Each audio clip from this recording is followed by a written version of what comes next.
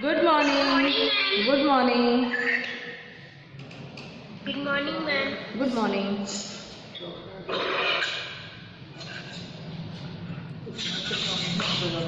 Good morning to all. Morning, ma'am. Good morning to all.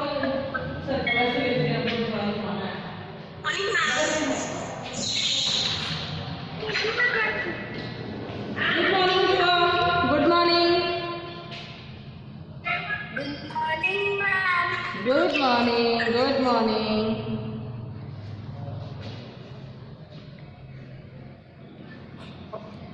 Good morning, ma'am. Good morning बेटा.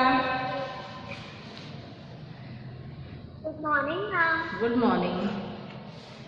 चलिए ठंड तो बहुत बढ़ गई है ना? Good morning, ma'am. Yes, ma'am. तो आप लोग भी कोशिश कीजिए कि घर से बाहर थोड़ा कम निकलेंगे, घर में ही रहिए और पढ़ाई घर में ही. वैसे भी स्कूल तो आपको अभी आना नहीं है, तो घर में ही रहकर पढ़ाई कीजिए अच्छे से. और ठंड से फाइनल एग्जाम कब होगा? क्या बेटा? Final exam, ma'am. Final exam अभी समय है, अभी जनवरी में थोड़ा ही कम फाइनल एग्जाम हुआ है. जनवरी में हुआ है क्या? मैम, आप बोलते जनवरी लास्ट वीक. नहीं, मैंने ये नहीं बोला था. मैंने कहा था कि हो सकता है, कुछ भी हो सकता है, क्योंकि अभी तो कभी हम लोगों ने सोचा था कि ऑनलाइन क्लास करेंगे पूरे एक साल, सोचा था कभी आप लोगों ने? No, ma'am. तो फिर नो, मैम. हाँ, तो अभी हम लोग जैसे चल रहा है, जो हम क्लास कर रहे हैं, जो जैसे रिवीजन हो रहा है,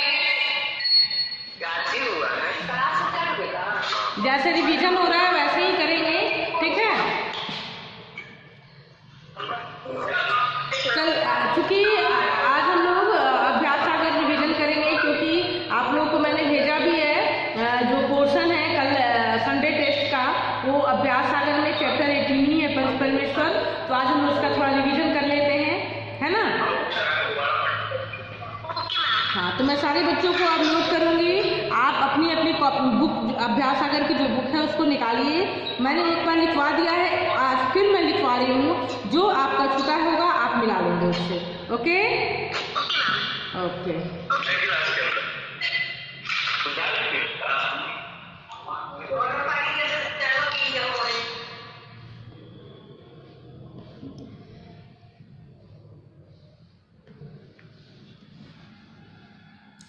तो हम लोग पंच परमेश्वर में क्या पढ़ेंगे? क्रिया. इसमें क्या करना है हम लोगों को? क्रिया पढ़ना है. अभ्यास सागर में जो चैप्टर है हमारा, उससे क्रिया पढ़ना है. क्रिया. ठीक है? अब क्या कह रहा है ये? एक पैराग्राफ दिया हुआ है और इसमें कह रहा है कि पहले उस अनुच्छेद को आप पढ़िए कि मौसी ने पंचायत के लिए लोगों को इकट्ठा किया. वह अलगू चौधरी के पास भी गई. अगले दिन पंचायत बैठी, सारे गांव के लोग इकट्ठे हुए. अलगू चौधरी भी आया, वह जुम्मन के साथ बैठा था. अब देखिए, ये हमारा पैराग्राफ है. अब इस पैराग्राफ से हमारे कुछ प्रश्न हैं जिसको कि हम करेंगे. पहला प्रश्न क्या दे रहा है कि ऊपर दिए गए अनुच्छेद में से उन शब्दों को छांट कर लिखिए जिनसे किसी काम के होने या करने का पता चलता है. तो मौसी ने पंचायत के लिए लोगों को इकट्ठा किया. वह अलगू चौधरी के पास गई. तो गई क्रिया हुआ ना, तो हम लोग पहले वाले में क्या लिखेंगे? गई. फिर बैठी. यहाँ पे मैं लिखती हूँ, आप देखते रहिएगा. गई, बैठी,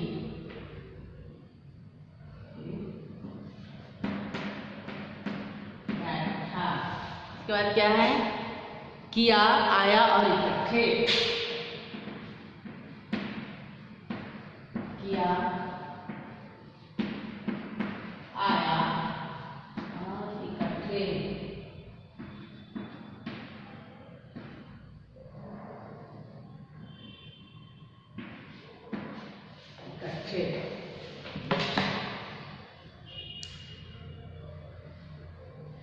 चलिए यहाँ देखिए, तो दिख रहा है सबको? देखिए आप,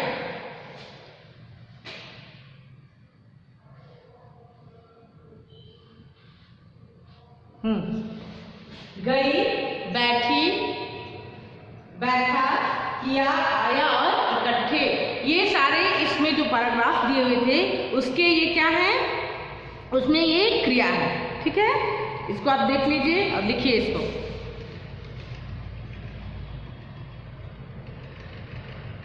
जब हो जाता है आपका तो थंब दिखाइए अगर आपने मिला लिया है तो।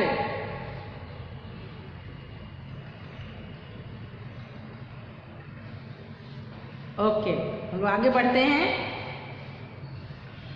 गुड, आगे बढ़ते हैं हम लोग। क्योंकि हम लोग इसलिए फास्ट बढ़ रहे हैं क्योंकि ये हमारा किया हुआ है, हमारी सिर्फ पुनरावृत्ति हो रही है। अब आगे आइए। दूसरे प्रश्न में क्या कह रहा है कि नीचे दिए गए वाक्यों में से क्रिया शब्दों को चुनकर लिखिए। प्रदीप ने दरवाजा खोला, तो आप लोग क्या लिखेंगे, खोला। क्रिया शब्द क्या है, खोला। दूसरा का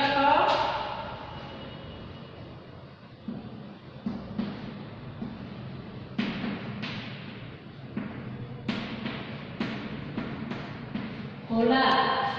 फिर क्या है, रहमान कहानी की किताब पढ़ रहा था,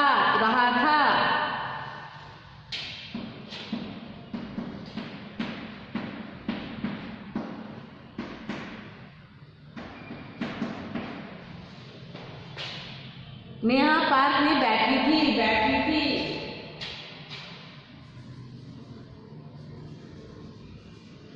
पढ़ रहा। दूसरे में लिखिए पढ़, फिर बैठी। उसके बाद क्या है, रोहित पिताजी को पत्र लिख रहा था, तो हम लिखेंगे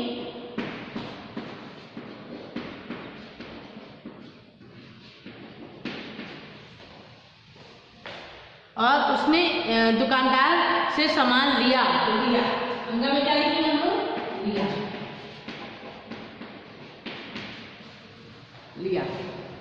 मिलाइए इसको।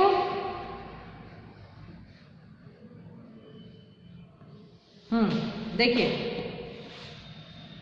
दूसरा का क्या है, खोला, दिख रहा है आपको। ओके, फिर ख में क्या है, पढ़ रहा, ग में है बैठी, घ में है लिख रहा, और अंग में क्या है, लिया।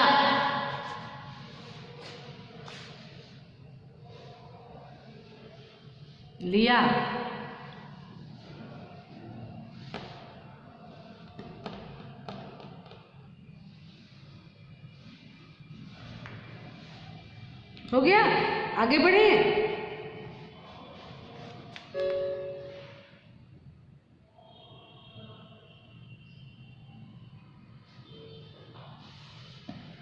ओके,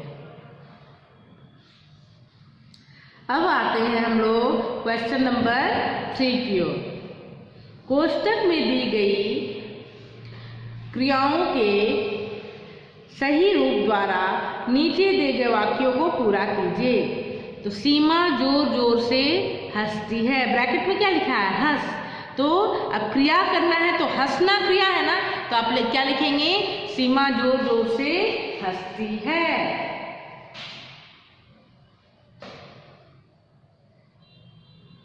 फिर क्या है, शिक्षक हिंदी पढ़ाते हैं या पढ़ाती हैं। अगर आप मेरे लिए लिखना है तो आप लिखेंगे पढ़ाती हैं। शिक्षक, तब यहाँ तक शिक्षिका हो जाएगा, इसलिए शिक्षक है तो आप पढ़ाते ही लिखें। शिक्षक हिंदी पढ़ाते हैं, शिक्षक हिंदी पढ़ाते हैं। ठीक है, आगे आइए। पेड़ पर चिड़िया बैठी थी, अब वहां बैठ है, तुम लोग क्या लिख देंगे, बैठी थी। पेड़ पर चिड़िया बैठी थी।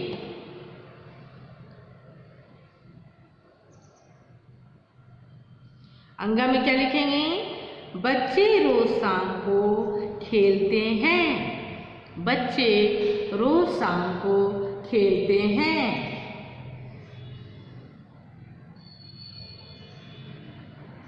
फिर अंगा में क्या लिखेंगे? वे सभी मेला देखने चले गए।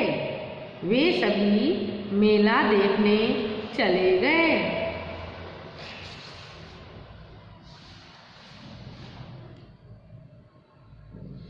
मछलियां पानी में तैरती हैं। मछलियां, यहाँ क्रिया शब्द लिखना है, तो जो क्रिया दिया हुआ है उसमें आपको उसका सही रूप लिखना है। तो जैसे तैर लिखा है तो हम लोग लिखेंगे मछलियां पानी में तैर हैं, तो गलत होगा। हम क्या लिखेंगे? हम मछलियां पानी में तैरती हैं। अब क्या कह रहा है? जिन शब्दों से किसी कार्य के होने, करने अथवा किसी स्थिति का बोध हो उन्हें क्रिया कहते हैं। जिन शब्दों से किसी कार्य के होने, करने अथवा किसी स्थिति का बोध हो उन्हें क्रिया कहते हैं। क्रिया वाक्य का आवश्यक अनिवार्य अंग है। बिना क्रिया के वाक्य की रचना नहीं की जा सकती है। सही बात है, हम लोग बिना क्रिया के रह सकते हैं क्या? सोना, उठना, बैठना सब तो क्रिया ही है। तो बिना क्रिया वाक्य का आवश्यक अनिवार्य अंग है। बिना क्रिया के वाक्य की रचना नहीं की जा सकती है।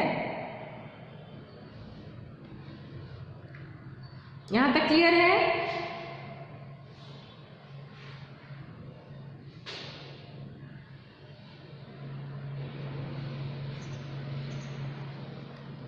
ओके, आगे बढ़े।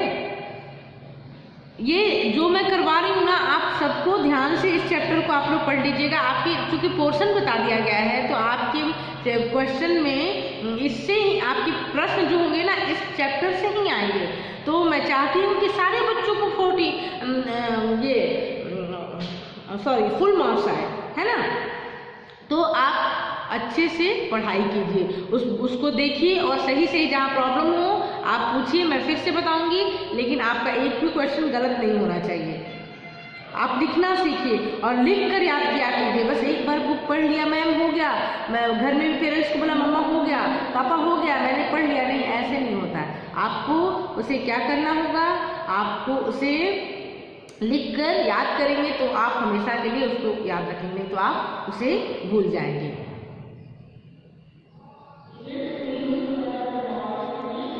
अब हम लोग आगे देखते हैं।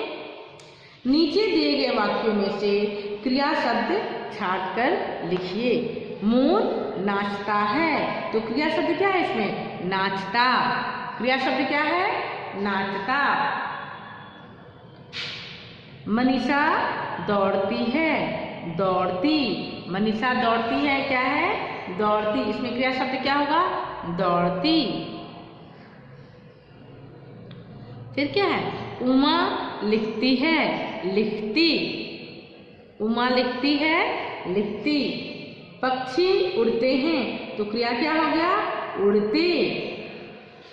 राहुल हंसता है, हंसता। एक काम करती हूँ मैं, आप लोग को ना अनम्यूट करती हूँ ताकि ना आप लोग भी कुछ बोल सके।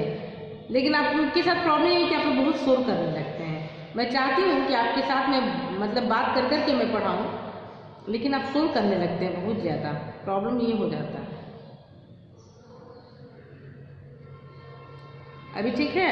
Yes ma'am. ओके, शोर नहीं करेंगे, ध्यान से सुनेंगे आप। स्कूल अभी, हाँ, इस पर अभ्यास सागर आप पढ़ लीजिए बेटा, उसी से प्रश्न आएंगे चैप्टर 18 से ही। आप फालतू के सवाल रही, स्कूल कब खुलेंगे, क्या होगा? अभी हम लोग पढ़ाई कर रहे हैं तो पढ़ाई करेंगे। हाँ बोलिए, बोलिए।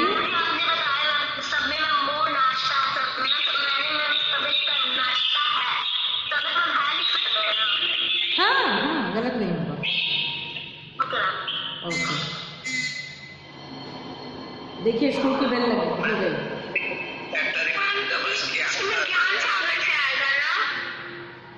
अभ्यास सागर मैंने पोर्शन भेजा था ना, ज्ञान सागर भी आप पढ़ लेंगे।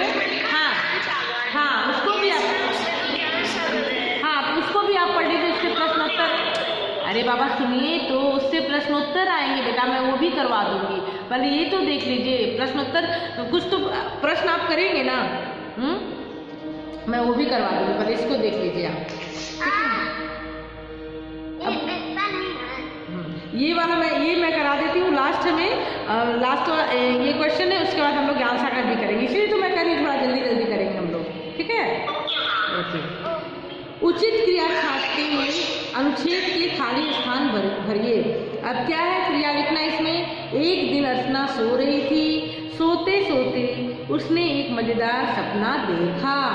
अब ये देखा, ये भी क्रिया है। उसने देखा कि उसके घर के बाहर एक आम का पेड़ है, उस पर बहुत सारे आम लटक रहे थे। हवा बहुत जोर से चल रही थी। तेज हवा के कारण बहुत सारे आम जमीन पर गिर पड़े। उसने अपनी फ्रॉक में ढेर सारे आम भर लिए। उसने अपने भाई रोहित को भी आम दिए। वे बड़े मजे से, आप लोग सिर्फ मिलाइए, आपका ये क्या हुआ है। वे बड़े मजे से आम खाने लगे। तभी माँ की आवाज सुनाई दी, बच्चों कहाँ हो। इतने में माँ बच्चों के पास आ गई और पूछा कि इतने सारे आम कहाँ से लाए। अर्चना ने सारी बात बताई। तभी उसके गले में कुछ अटक गया। वह पानी पानी चिल्लाने लगी। अचानक उसकी आँख खुली। उसने इधर उधर देखा, वहाँ कोई भी नहीं था, न आम, न भाई और न ही माँ। अरे यह तो सपना था, कहते हुए वह जोर से हंसी। है ना, इतना तो ये तो आप लोगों ने किया हुआ था, सबने मिला लिया। अब फिर नीचे क्या कर रहा है, आओ दोहराए। हाँ, तो हम लोगों ने इसको दोहरा लिया है, उपसर्ग प्रत्यय हमने पढ़ा है, ठीक है। फिर मुहावरों नीचे दिए गए मुहावरों का अर्थ लिखकर उनका वाक्यों में प्रयोग करें। तो कमर कसना यानी क्या होता है, तैयार होना। फूला न समाना यानी खुश होना। 9 तो 11 होना, भाग जाना।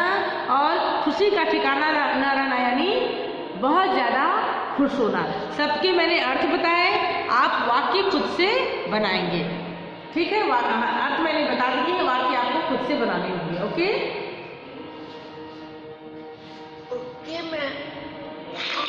ओके। अब हम लोग थोड़ा सा आप चूंकि आप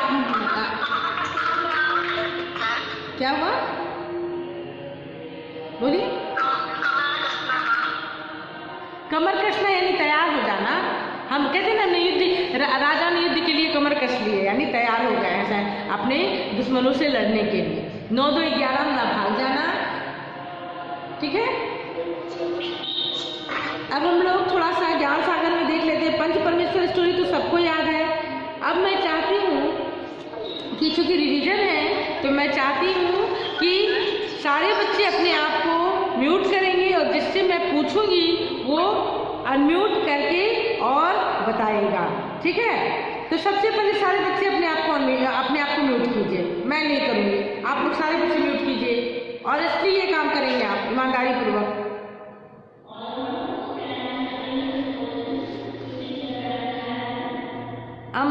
कौन है, शैली तिवारी। आप जो पंच परमेश्वर आपने स्टोरी पढ़ी है, कहानी तो सारे बच्चों ने पढ़ी है ना। तो पंच परमेश्वर कहानी जो है उसको आप थोड़ा विस्तार क्या जो आपने समझा है या उसका सारांश वो आप बताइए। सारे बच्चे सुनेंगे ध्यान से, ठीक है।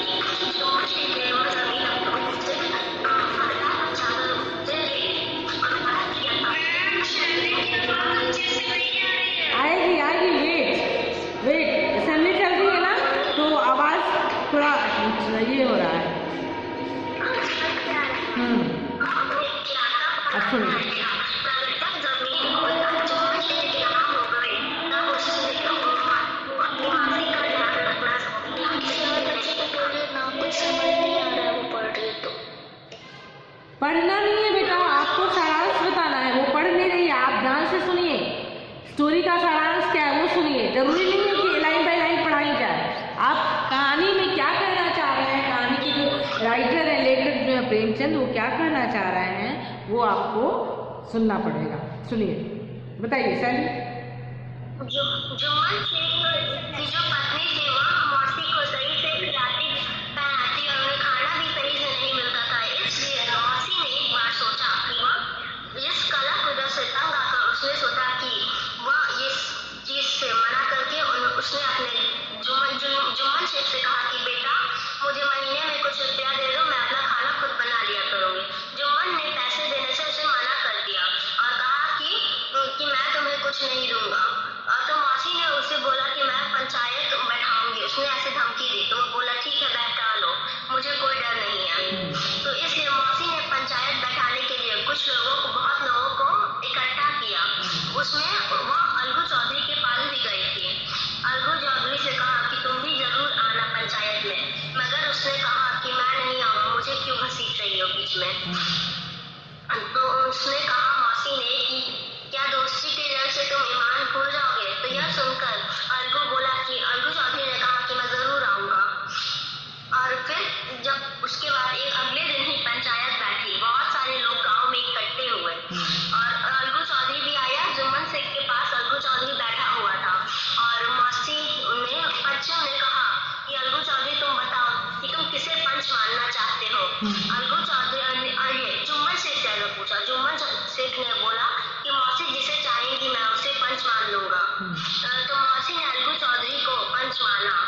अलगू चौधरी एकदम डर गया था कि वो मतलब उसका दोस्त है जुम्मन शेख, तो कैसे करेगा फैसला। और जुम्मन शेख बहुत खुश हुआ यह सुनकर। उसके बाद अलगू चौधरी ने यह न्याय किया कि मौसी को उसकी जमीन दे दो या फिर उन्हें पैसे दे दो, वो अपने से खाना पका लिया करेंगी। यह सुनकर जुम्मन शेख बहुत गुस्सा हुआ और उससे लगा कि अलगू चौधरी ने उसके साथ गलत न्याय किया है। उसके बाद जुम्मन ने अलगू से मित्रता तोड़ दी और फिर वो हमेशा अलग रहने लगे। एक बार उसके बहुत दिनों बाद अलगू चौधरी ने 2 गाय खरीदी थी, 2 बैल खरीदी थी। दोनों बैल बहुत अच्छी थी और सींगों वाली थी और दोनों बैल में से एक बैल खो गई थी। इसलिए अलगू चौधरी ने सोचा कि एक बैल में कोई फायदा नहीं है, इसलिए उसने एक बैल समझू नाम के गाँव वाले व्यक्ति को बेच दिया। समझू बहुत गलत मतलब गाँव बैल से बहुत काम करवाने लगा था, वो बैल मर गई। एक रात जब उसको कमाने ले जा रहा था तो बैल मर गई थी। इसलिए समझू एक रात तक वही रहा, अपनी सामान की देखभाल किया, पर कुछ लोगों ने उन सामान को ले दिया, चुरा दिया। और फिर समझू अगले दिन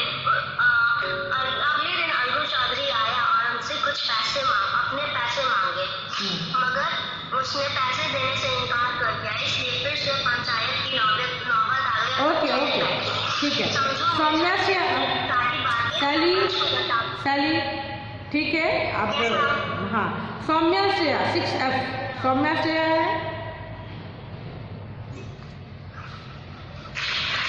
आगे की स्टोरी आप बताएंगी सौम्या से।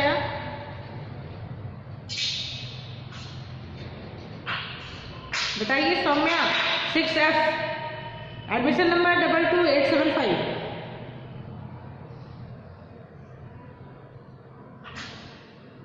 मैंने सही बताया था। हाँ सही था, बिल्कुल सही था।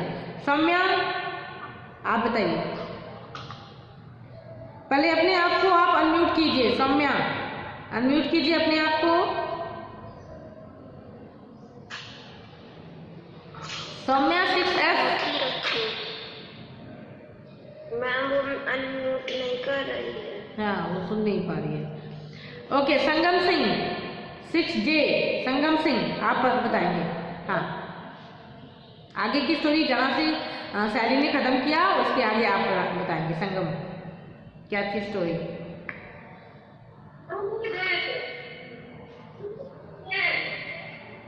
संगम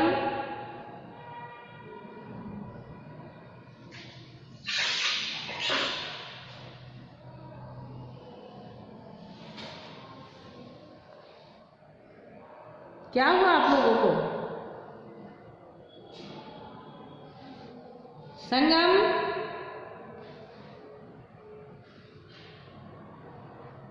यही तो हाल है आपका। ओके प्रियाराज, चलिए आप पढ़िए। प्रियाराज आप बताइए।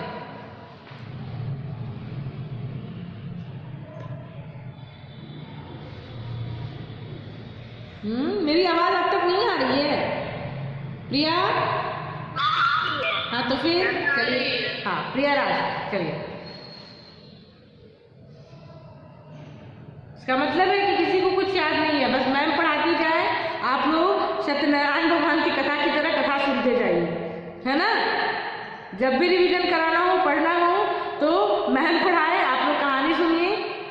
आयुष राज 6I, ठीक है, पढ़िए। आयुष राज पढ़िए। कौन पढ़ना चाहता है? ओके पढ़िए। पढ़ना नहीं है, स्टोरी बतानी है आपको, पढ़ना नहीं है। हम जहाँ से खत्म होता वहां से ना। हाँ, जहां तक सैली ने बताया उसके आगे।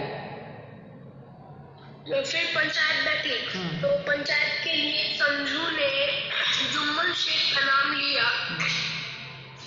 तो जुम्मन शेख का नाम सुनते ही अलगू का हृदय धड़कने लगा। जुम्मन के मन में भी सरपंच का स्थान ग्रहण करते ही जिम्मेदारी का भाव आ गया। उसने निश्चय किया कि वह सही न्याय देगा। बहुत देर तक पंच सलाह मशविरा करते रहे। अंत में जुम्मन ने अपना फैसला सुनाया कि समझू, तुमने बैल की पूरी कीमत चुकानी चाहिए। जिस समय अलगू ने तुम्हें बैल दिया था वह बीमार नहीं था। उसकी मृत्यु तुम्हारी लापरवाही के कारण हुई है। अगर तुम अलगू को पैसा पहले ही दे चुके होते तो क्या तुम्हें पैसा कुछ मिलता? तो अलगू को फैसला सुनकर फूला ना समाया।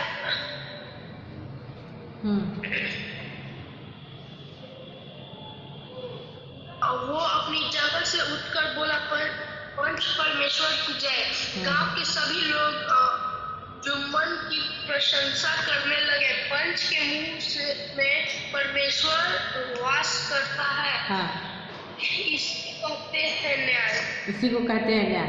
देखिए मैं एक बार फिर से आपको समझा देती हूँ। पंच परमेश्वर, कहानी के शीर्षक से ही पता चल रहा है कि कहानी में का क्या सारांश है। अर्थात पंच ही परमेश्वर होता है। पंच जो न्याय करे, जो अच्छा, जो न्याय संगत बातें करे, वो पंच है ना।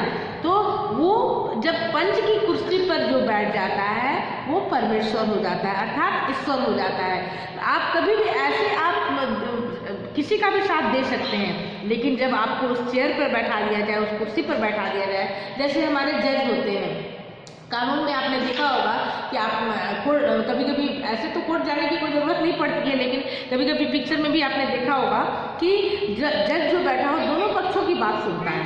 पंच जो होता है, पहले सुनिए मेरी बात, दोनों पक्ष की बात सुनता है और जो सही न्याय होता है वहाँ बैठकर, क्योंकि उसके ऊपर सारे लोगों को, दोनों पक्षों को विश्वास है और जो वो फैसला लेगा उसको उन लोगों को मानना पड़ेगा।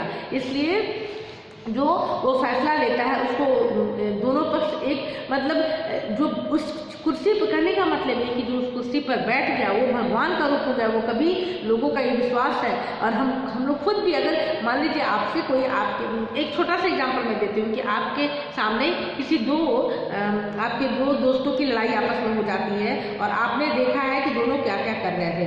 अगर दोनों आपके पास आते हैं ये पूछने के लिए बताओ मैं गलत हूँ कि वो गलत है या मैं सही हूँ कि वो सही है, तो उस वक्त क्या आप अपने दोस्त का साथ देते? नहीं। उस वक्त अगर आप ईमानदार हैं तो सही मायने में आपको ये लगता है कि नहीं, जो सही है उसका मुझे साथ देना है, तो आप सही का साथ देते हैं। अर्थात आपके अंदर उस वक्त दोस्ती नहीं रहती है, आपके अंदर सच्चाई का साथ देने सच्चाई का साथ देने की आप सोचते हैं कि नहीं, मुझे सच का साथ देना है, मुझे गलत नहीं करना है। तो जब आप एक दोस्त उस वक्त दो छोटे बच्चों की बात होती है तो आप ये काम करते हैं, एक छोटे बच्चे के रूप में आप एकदम सही फैसला लेते हैं। उसी तरह जब कोई बड़ा व्यक्ति भी होता है और उसके पास फैसले की बात जब जाती है तो वो कभी भी गलत न्याय नहीं करेगा। पंच परमेश्वर की भी यही कहानी है। अलगू और जुम्मन दो दोस्त होते हैं, उन दोनों में आपस में मौसी को लेकर और थोड़ी लड़ाई हो जाती है। लड़ाई मीन्स की जुम्मन शेख और अलगू चौधरी जो है उन लोगों में एक कही कि जुम्मन शेख अलगू चौधरी चूँकि जुम्मन शेख के खिलाफ फैसला ले लेता है, इसलिए जुम्मन शेख को ऐसा लगता है कि वो उसका दुश्मन हो गया है। लेकिन कुछ ऐसी घटना घट जाती है उस समझू बनिए को लेकर और उस बैल को लेकर कि जब समझू बनिया जुम्मन शेख के पास जाता है और जुम्मन शेख को जब फैसला लेना होता है तो उस वक्त जुम्मन शेख उस पंच की कुर्सी पर बैठा होता है और उसे क्या एहसास होता है कि नहीं, मैं इस कुर्सी पर बैठा हूँ तो मैं कभी भी गलत न्याय नहीं करूँगा, और वो अलगू चौधरी के साथ जाता है और सही न्याय दिलाता है। उस वक्त जुम्मन शेख के अंदर जो गलत भावना आ गई थी अपने दोस्त के प्रति, उस कुर्सी पर बैठकर उसे यह एहसास हो जाता है कि जुम्मन शेख ने अलगू चौधरी ने मेरे खिलाफ जो फैसला लिया था वो गलत नहीं था, वो बिल्कुल सही था। हमें दोस्त अपनी दुश्मनी को छोड़कर फिर से हमें फिर से दोस्त हो जाना चाहिए। और वो क्या कहता है अपने मित्र से, अलगू चौधरी से, कि मैं समझ गया कि पंच ही परमेश्वर है। इस कुर्सी पर बैठने के बाद ये पता चलता है कि कभी भी हमें गलत न्याय नहीं करना है। ये पंच जो होते हैं वो परमेश्वर का रूप होते हैं और ईश्वर कभी भी गलत न्याय नहीं करता है। तो इस कहानी से यही शिक्षा मिल रही है ना कि कहानी के माध्यम से हमें ये बताया गया है कि पंच का फैसला एक परमेश्वर का फैसला होता है, एक ईश्वर का फैसला होता है, कभी भी वो गलत न्याय नहीं करेगा। हाँ, दो दोस्तों को आधार बनाकर प्रेमचंद्र ने इस कहानी को लिखा है। ठीक है, अब थोड़ा सा प्रश्नोत्तर कहानी तो आप समझ गए थे, मैंने बहुत बार कहानी को पढ़ाया था आप लोगों को। अब प्रश्नोत्तर में क्या था कि हाँ, मैंने 3 दिन इस कहानी को खींचा था ताकि आप अच्छे से समझे। अब आगे देखिए, प्रश्नोत्तर में क्या है कि जुम्मन और अलगू में मित्रता थी, इस बात का कैसे पता चलता है। तो ये भी मैंने बताया है कि बचपन से लेकर उन दोनों में इतनी ज़्यादा मित्रता थी कि जब वो कहीं तीर्थ पर या हज पर जाते तो अपने घर को एक दूसरे के सहारे छोड़कर जाते थे। दूसरा प्रश्न क्या है कि जुम्मन ने ऐसा क्या किया जिसके कारण मौसी को पंचायत में जाने का फैसला करना पड़ा। तो आप थोड़ी सी कहानी लिख देंगे कि मौसी के पास थोड़ी सी ज़मीन थी जो कि जुम्मन शेख और उसकी पत्नी लेना चाहते थे। मौसी ने जब तक ज़मीन को उनके नाम नहीं किया था, उनका बहुत आदर सत्कार उन लोगों ने किया था, और जब उस ज़मीन को उन लोगों ने उनके नाम कर दिया तो मौसी को खाना देना भी उन लोगों ने नागवार समझा, मतलब खाना देना भी वो नहीं चाहते थे सही रूप से। और तब मौसी को जब काफ़ी तकलीफ होने लगी खाने पीने में, तब मौसी को पंचायत में जाने का फैसला लेना पड़ा। तीसरा प्रश्न क्या है, अलगू चौधरी अपना नाम सुनकर असमंजस में क्यों पड़ गया। क्यों पड़ा, आप क्या लिखेंगे कि अलगू चौधरी अपना नाम सुनकर असमंजस में इसलिए पड़ गया क्योंकि उसे ऐसा लगा कि जुम्मन शेख मेरा मित्र है, अगर मैंने कोई फैसला लिया उसके खिलाफ चला गया तो हो सकता है कि हमारी दोस्ती जो है वो दुश्मनी में बदल जाए, है ना। हाँ, तो यहाँ तक क्लियर हो गया प्रश्नोत्तर।